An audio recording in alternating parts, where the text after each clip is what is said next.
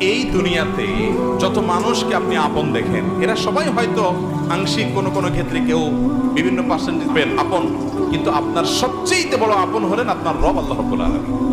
আল্লাহর চাইতে বড় আপন আর কেউ নেই। আপনি একান্তে আল্লাহর সাথে একটু কথা বলেন।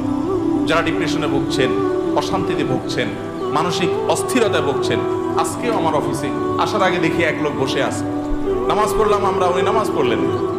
তো আমি যার মাধ্যমে আসছে তাই জিজ্ঞেস করলাম, নামাজ পড়লেন, উনি কি মুসলমান না? বলে মুসলমান, কিন্তু উনি অন্য জগতে আছে। কি? উনি আত্মহত্যা করবে।